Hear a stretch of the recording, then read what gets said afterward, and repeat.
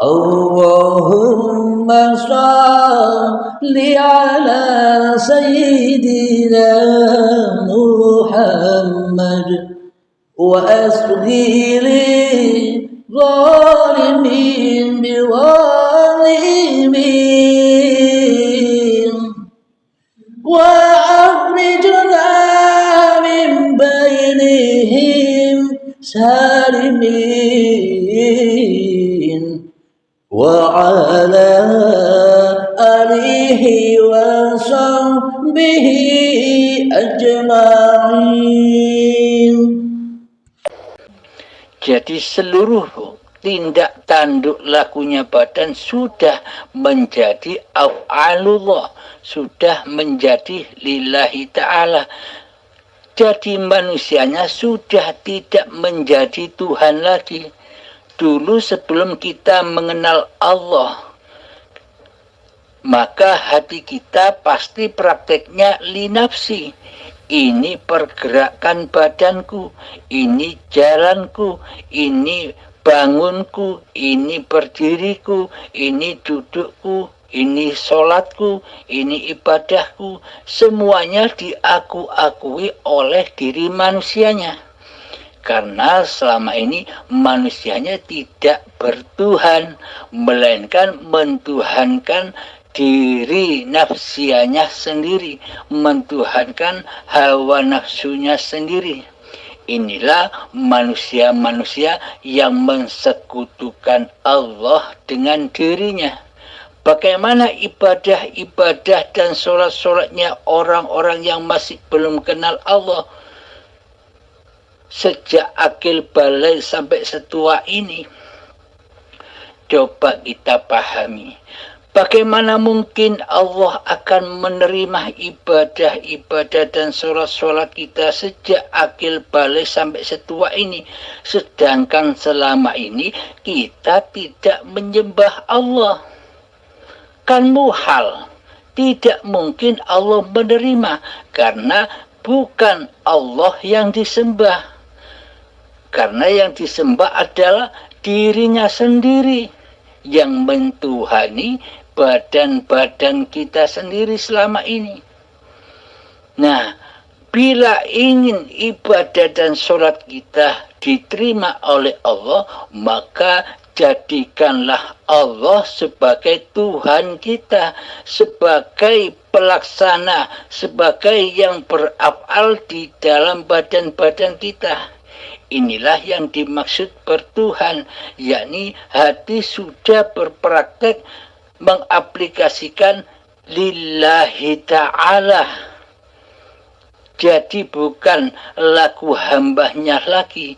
Seluruh aktivitas yang terjadi di dalam badan ini karena adanya hidup. Bukan badan ini bisa bergerak sendiri. Jadi begitulah cara bertuhan dengan syahadat yang kami terangkan tadi. Terus setelah syahadat, sholat. Sholat yang dimaksud sholat itu bagaimana? Aqimis sholat li dzikri. Dirikan sholat untuk mengingat aku, kata Allah. Jadi tujuan sholat itu adalah mengingat Allah. Ketika kita sholat, ketika badan ini sedang sholat, hati sudah bermakrifat kepada Allah. Hati sudah menyaksikan Allah lah yang mempergerakan gerakan di dalam sholat ini. Inilah yang dinamakan berzikir kepada Allah. Ingat bahwa Allah lah yang mempergerakkan badan kita. Jadi yang dimaksud zikir itu bukan menyebut-nyebut nama-nama Allah. Yang dimaksud berzikir dan ingat di sisi hakikatnya adalah kita menyadari bahwa hidup yang mempergerakkan badan inilah Allah. Inilah yang dimaksud sholat. Kemudian zakat. setelah syahadat, sholat, zakat. Zakat itu maknanya apa? Di dalam syariat zakat itu adalah memberikan beras kepada fakir miskin ketika akan sholat Idul Fitri. Inilah lambang-lambangnya hati. Jadi apa yang digerakkan di syariat itu hanyalah lambang-lambangnya hati. Semuanya ada di hati. Yang dimaksud hakikat zakat itu adalah kita mempersembahkan kembali kepada Allah apa-apa yang paling kita cintai. Wujud kita persembahkan kepada Allah, hidup sudah kita persembahkan kepada Allah, bahwa hidup inilah hayatullah. Inilah yang dimaksud zakat. Ketika hati kita sudah perilaku demikian, sudah menyaksikan hidup daripada menyaksikan badan, inilah yang dimaksud zakat. Terus kita berangkat lagi kepada puasa. Puasa itu bagaimana maksudnya? Di dalam babakan syariat, puasa itu adalah menahan lapar dan haus secara badaniah. Akan tetapi yang dimaksud berpuasa di sisi Allah itu adalah berpuasa akan hadirnya kewujudan manusia kita. Jangan sampai kewujudan manusia kita hadir, jangan sampai kehidupan manusia kita hadir menguasai apa-apa yang dipergerakan oleh badan, yakni hambanya menjadi Tuhan, hawa nafsunya menguasai seluruh pergerakan badan. Yang dimaksud puasa adalah menekan hawa nafsu itu tidak muncul. Yang kita wujudkan hanya hayatullah. Allah lah yang berkuasa. Inilah yang dimaksud puasa. Contoh, ketika kita berjalan, hati kita sudah berpuasa dari manusianya yang berjalan. Akan tetapi di dalam praktek hati kita sudah menyadari bahwa hiduplah yang berjalan, bukan badan yang berjalan. Allah lah yang berjalan, bukan manusianya yang berjalan. Contoh lagi, ketika kita sedang duduk, hati berpuasa dari hambanya yang duduk, bukan manusianya yang bisa duduk, tapi hiduplah yang mendudukkan. Jadi semua peristiwa keadaan itu sudah kembali rojiun kepada Allah lah sebagai penguasanya. Allah lah sebagai Tuhan yang mentuhani badan-badan ini. Inilah yang dimaksud puasa. Puasa dari kewujudan diri manusianya, yang diwujudkan hanyalah Allah. Kemudian yang kelima adalah haji. Haji itu apa? Labbaik Allahumma labbaik, labbaik la syarika laka labbaik. Jadi yang dimaksud haji itu hati sudah tidak mensekutukan Allah dari diri manusianya. Jadi Allah lah yang mentuhani manusia, bukan manusianya yang jadi Tuhan.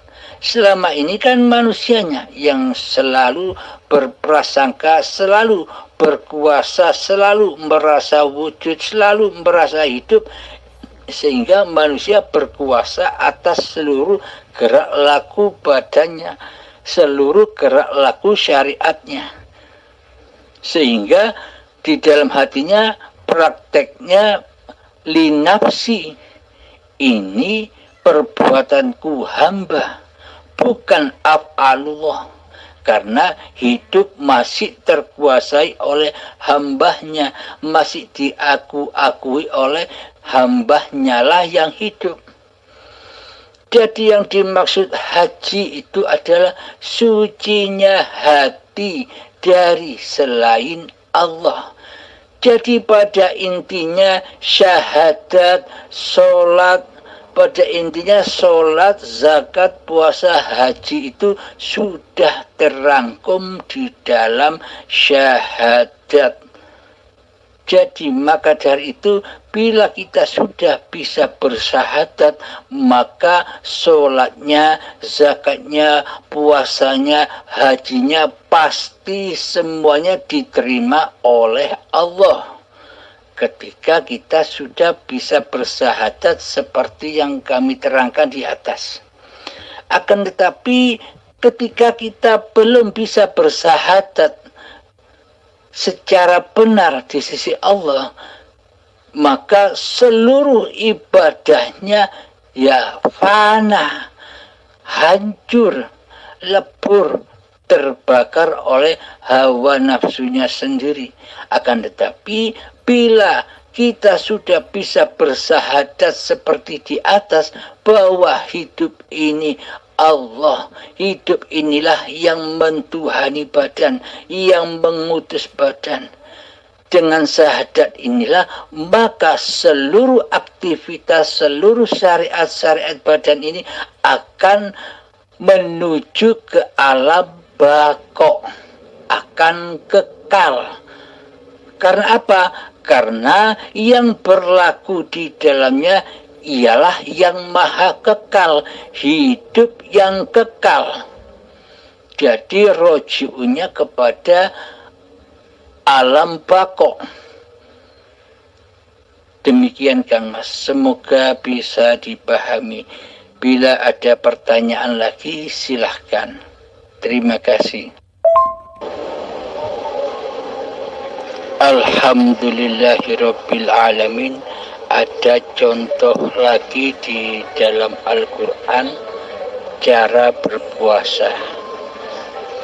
Di Al-Quran ada ayat begini, Muhammad, bukan kamu yang melempar, tapi akulah yang melempar, kata Allah. Muhammad, bukan kamu yang memanah, tapi akulah yang memanah, kata Allah. Muhammad, bukan kamu yang membunuh, tapi akulah yang membunuh. Itulah kata Allah. Jadi pada intinya Muhammadnya, jadi pada intinya diri manusia kita sudah tidak mengaku-akui seluruh pergerakan yang ada di badan ini. Semuanya adalah kehendak dan kuasa Allah. Inilah aplikasi dari ayat la haula wala quwwata illa billahil aliyil azim. Jadi putus dari kemanusiaannya, yang ada hanya Allah dan perbuatan Allah. Wallahu khalaqakum wa ma ta'malun. Allah pencipta dirimu dan Allah lah pencipta seluruh perbuatanmu. Demikian sahabat. Alhamdulillah.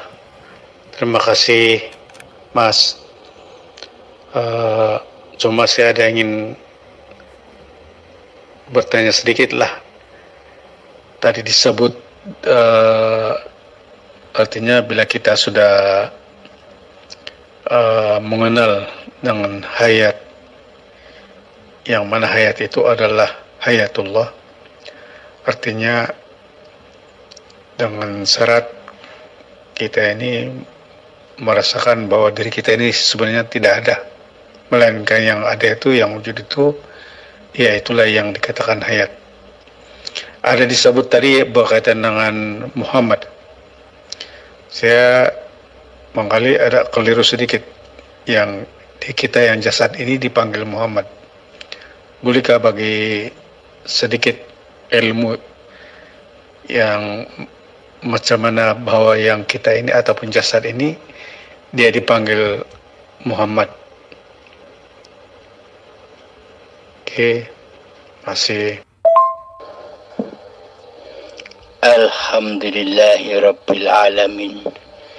Memang kalau di dalam babakan syariat yang dikatakan Muhammad itu ya Muhammad bin Abdullah, yakni Kanjeng Nabi Muhammad yang sudah wafat 14 abad yang lalu.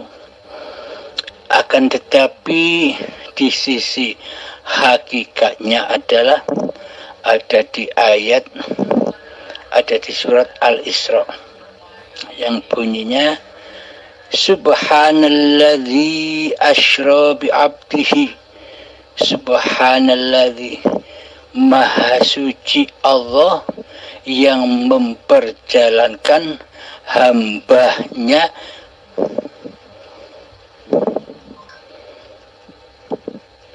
yakni hambanya. Jadi bukan Subhanalladzi asra bi Muhammadin. Bila yang diperjalankan itu hanya Kanjeng Nabi Muhammad, pasti ayatnya demikian. Akan tetapi ayatnya berbunyi Subhanalladzi asra bi 'abdihi, hambaku, hamba Allah. Siapakah hamba Allah? Apakah seluruh manusia itu bukan hamba Allah?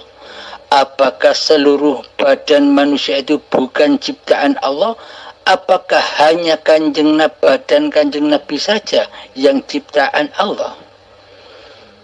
Jadi seluruh manusia itu adalah ciptaan Allah, hamba Allah yang diperjalankan Allah, wakil-wakil Allah, khalifatullah. Jadi hidup yang menghidupi seluruh manusia itu ya Allah, yang mendalangi pergelaran seluruh manusia.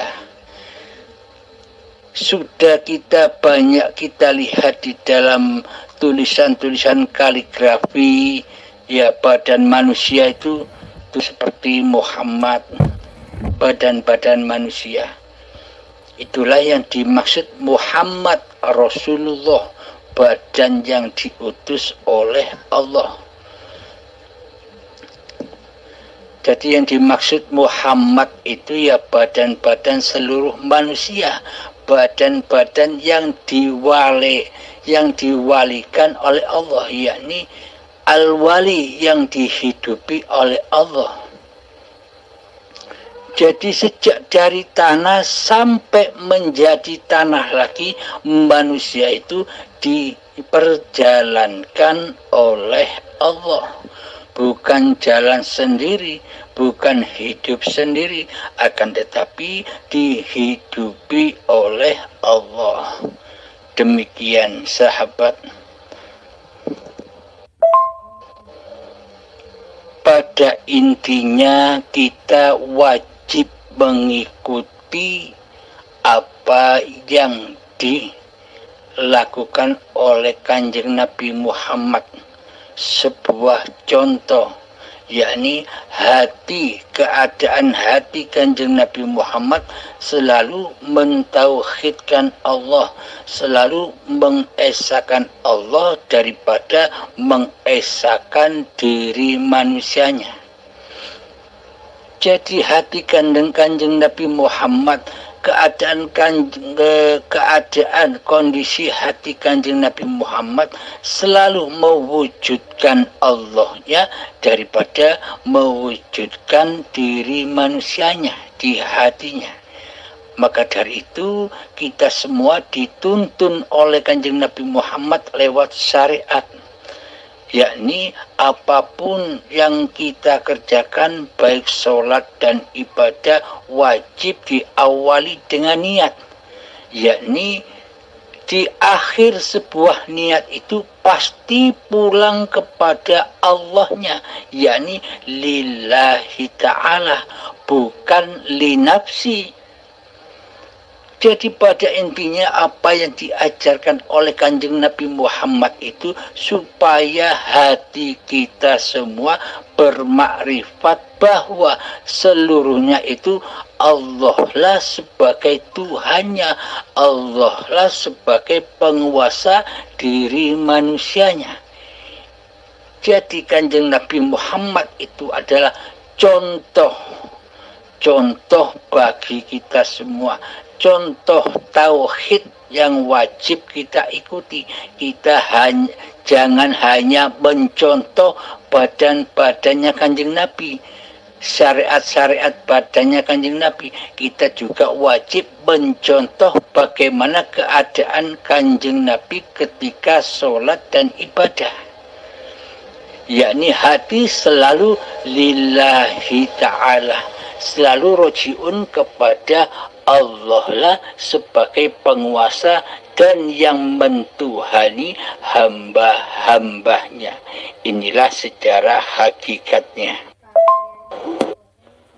Alhamdulillahirrabbilalamin. Terima kasih Mas. Mudah-mudahan segala ilmu yang dikongsikan mudah untuk saya memahaminya, dan insya Allah mungkin Mas pun perlu berehat lagi. Banyak lagi persoalan-persoalan yang ingin saya tanya. Soalan tadi kesempatan nanti saya akan kemukakan soalan-soalan seterusnya. Terima kasih di atas kesudian Mas untuk memberi penjelasan atau penerangan yang berkaitan dengan Awaluddin Ma'rifatullah. Terima kasih sekali lagi. Alhamdulillahirrabbilalamin. Semoga bisa dipahami ya Kang Mas. Assalamualaikum warahmatullahi wabarakatuh.